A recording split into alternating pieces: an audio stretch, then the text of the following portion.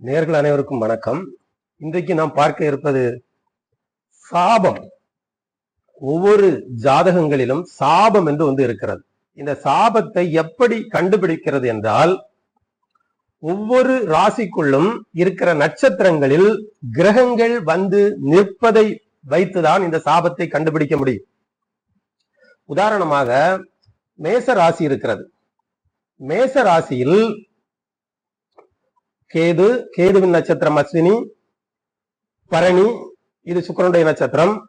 அதற்கு அடுத்ததாக இருப்பது சூரியனுடைய நட்சத்திரம் கார்த்திகை. இதில் பரணி நட்சத்திரத்தில் சுக்கிரன் என்று, அதே வேளையில் அதுக்கு அடுத்த ராசியான ரிஷப ராசியில் சந்திரன் ரோகிணி நட்சத்திரத்தில் நின்றால் இது ஒரு சாபமான அமைப்பு என்று சொல்லப்படும்.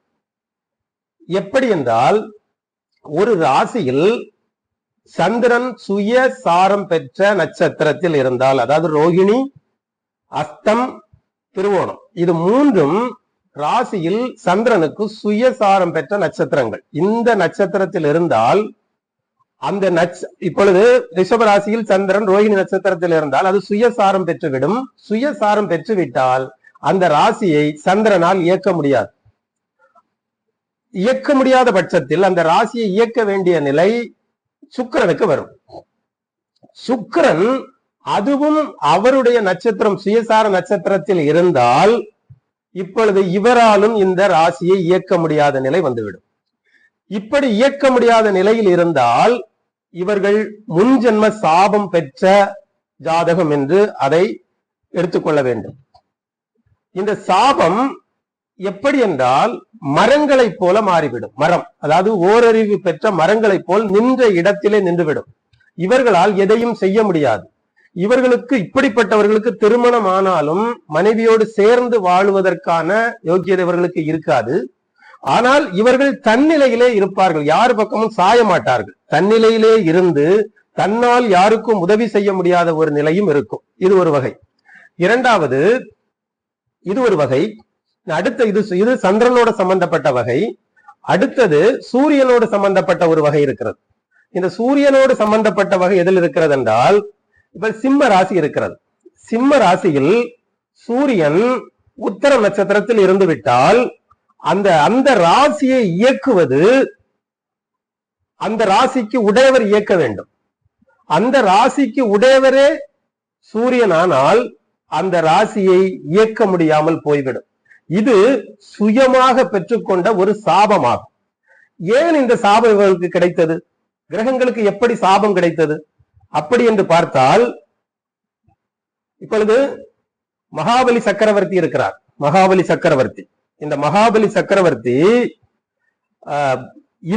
இந்திர பதவியை பெறுவதற்காக யாகம் நடத்துகிறார். யாகம் நடத்தும் போது வாமன அவதாரம் எடுத்து அவரை கொல்லுவதற்காக, அவரிடமிருந்து ராஜ்யங்களை பெறுவதற்காக வாமனன் வருகிறார். வந்து அங்கு யாசகம் கேட்கிறார்.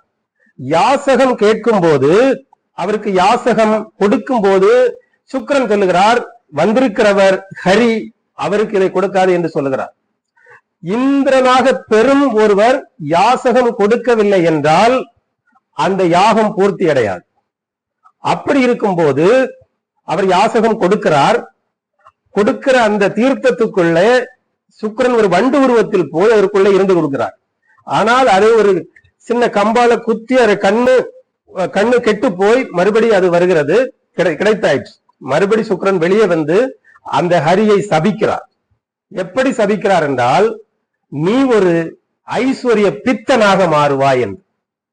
ஐஸ்வர்ய பித்தன் என்றால் பணக்காரர்களாக வேண்டும், பணக்காரர்களாக வேண்டும், செல்வந்தனாக வேண்டும், ஐஸ்வர்யங்களோடு வாழ வேண்டும் என்ற எண்ணத்தை கொண்டு நீ பித்தனாகவே போவாய். ஏனென்றால் நீ யாசகம் கேட்க வந்திருக்கிறாய், நீ ஒன்றும் இல்லாதவன் அல்ல.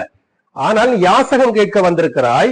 இந்த எண்ணத்தோடு இது ஒரு சாபம் கொண்ட எண்ணங்களாக அவருக்கு மாறிவிடுகிறது. இது ஒரு வகை. இந்த வகையில் தான் இந்த ஆவணி மாதத்தில் தான் அந்த ஓணம் பெறும். அந்த காலத்தில் தான் இதில் இந்த சம்பவங்கள் நடைபெற்றிருக்கிறது. இரண்டாவது, இன்னொரு சாபம் அதில் இருக்கிறது. அது என்ன என்றால், பிரகலாதன். இரண்யகசிபுவின் மகன் பிரகலாதன் இறைவனையே எண்ணி இறைவன்தான் எல்லாவற்றையும் ஆளுகிறவன், அவன் தூணிலும் இருப்பான் துரும்பிலும் இருப்பான் என்கிற எண்ணத்தில் அவன் அதை வெளிப்படுத்தும் போது அந்த தகப்பனாரை கொல்லுவதற்காக நரசிம்ம அவதாரம் எடுத்து ஒரு தூணை வெட்டும் போது அதிலிருந்து வெளிப்படுகிறார். வெளிப்பட்டு அவரை கிரண்யகசிபுவை கொண்டு விட்டு பிரகலாதனுக்கு அந்த பதவியை கொடுக்கிறார். அந்த பதவியை கொடுத்து அவருடைய சாந்தமான பிறகு அவர் போய்விடுகிறார். அதன் பிறகு பிரகலாதன் என்ன செய்கிறான் என்றால், அங்கு வருகிற ரிஷிகள் பெரிய மனிதர்கள் எல்லாம் இவர் மதிக்கிறதே கிடையாது. எவருடைய சொல்லையும் இவர் கேட்பதில்லை. ஏனென்றால் இப்பொழுது அவர் எனக்கு ஹரியே இருக்கும் போது இவர்களுக்கெல்லாம் நான் ஏன் பணிய வேண்டும், இவர்களை நான் ஏன் கவனிக்க வேண்டும், இவர்கள் சொல்லும் சொல்லுக்கு நான் ஏன் அடங்க வேண்டும் என்று இவர்களை கவனிக்காமற் போகிறார். அப்பொழுது ரிஷிகள் அவர்களுக்கு ஒரு சாபம் கொடுக்கிறார்கள். என்ன சாபம் என்றால், இந்த சாபம் ரொம்ப முக்கியமான சாபம். எப்படி கொடுக்கிறார்கள் என்றால், எந்த ஹரியால் உனக்கு இவையெல்லாம் கிடைத்ததோ அவரால் நீ பகைக்கப்படுவாய், நீ அவருக்கும் உனக்கும் எதிர் உண்டாகும். அப்படி ஒரு சாபத்தை கொடுக்கிறார். அதாவது கடவுள் எல்லாவற்றையும் என்னை பார்த்துக் கொள்வார், கடவுளே போதும், எனக்கு எந்த சாஸ்திர சட்டத்திட்டங்கள் எல்லாம் வேண்டாம் என்று இருக்கிற ஒருவருக்கும் இந்த சாபம் பலிக்கிறது. அதன் பிறகு அவர் அதை விட்டு அவர் ஹரியோடு போய் யுத்தம் பண்ணுகிறார். ஒரு தேவர் ஆண்டு யுத்தம் பண்ணுகிறார். யுத்தம் பண்ணி அதன் பிறகு அவர் ஞானம் அடைகிறார். ஞானம் அடைந்து அதை விட்டு விலகுகிறார். இப்படி சாபங்கள் எப்படி இவர்களுக்கு கிடைத்தது? இந்த சிம்ம ராசியில் வருகிற சாபம், இந்த 2 சாபங்களும் பலமான சாபங்களாகும். இந்த பலமான 2 சாபங்களும், அதாவது பிரகலாதனுடைய பேரன்தான் பலி சக்கரவர்த்தி, மாபலி. திருவோணம் கொண்டாடப்படும் போது கொண்டாடப்படுகிற பலி சக்கரவர்த்தி. இதுல இன்னொன்று இருக்கிறது. இவரை அவர் சவிட்டி பாதாளத்திற்கு கீழே தள்ளுகிறார். பாதாளத்திற்கு கீழே தள்ளி அடுத்த இந்திர காலம் வரும் வரை, அதாவது ஒருவருக்கு வானத்தில் உள்ள அதிகாரம், இந்திரனுடைய அதிகாரம் ஒன்று இருக்கிறது. அந்த அதிகாரத்தில் அடுத்ததாக வருகிறவர் பலி சக்கரவர்த்தி ஆவார். அவர் பலியாகும் போது எவரையும் எதிர்த்து பேசக்கூடாது, உயிரையே அர்ப்பணிக்க வேண்டும், பொருள் எல்லாவற்றையும் பிறருக்காக அர்ப்பணம் செய்கிற ஒரு தன்மை முழுமை பெற்றால் அவர் அடுத்த இந்திரனாக மாறிவிடுவார். அடுத்த சாவர்ணி மன்வந்திரத்தில் இவர் இந்திரனாக வருவார். இந்த இந்திரனாக வருவதற்கு முழுக்க அவர் பலி செலுத்தி விட்டார். ஆனால் அவர் மரணமில்லாத ஒரு 7 ஜீவன்கள், 7 ஜீவன்கள் என்றால் சிரஞ்சீவிகள். இந்த சிரஞ்சீவிகளில் ஒன்று பலி சக்கரவர்த்தி. அவைகளை இன்னொரு தடவை சொல்லுகிறேன். இப்பொழுது சாபங்களில் உள்ளதை சொல்லுகிறேன். இதே போல ஒருவருக்கு ஏதாவது ஒரு கிரகம் சுய நட்சத்திர சாரத்தில் இருந்தால் அந்த நட்சத்திரம் சாரம் பெற்ற கிரகம் சாபத்தில் இருக்கிறது என்பதை அறிந்து கொள்ள வேண்டும். இந்த சாபத்தின் பலன் என்னவென்றால், அவர்கள் எவ்வளவு முயன்றாலும் முன்னேற்றம் வராது. இதேபோல் தகப்பனாரால், அது குடும்பம் பெற்றோரால் செய்த சாபங்களும் இதில் வரும், தன்னால் செய்யப்பட்ட சாபங்களும் இதற்குள் வரும். ஒருமுறை ஜீசஸை பார்த்து அவருடைய சீடர்கள் கேட்பார்கள், ஒரு குருடன் அந்த குருடனை பார்த்து, ஐயரே, இந்த குருடனாய் பிறந்திருப்பது இவன் செய்த பாவமோ அல்லது இவனை பெற்றவர்கள் செய்த பாவமோ என்று கேள்வி கேட்பார்கள்.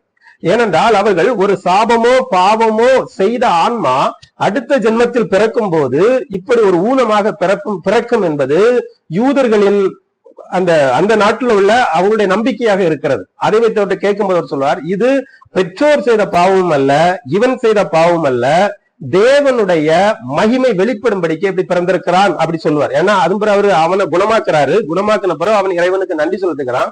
இது நடந்ததுக்கு அப்புறம் அவருடைய கீர்த்தியும் தெய்வம் பூமியில இவ்வளவு செயல் செய்யுங்கிற ஒரு மகிமை எல்லா இடமும் பரந்திச்சு.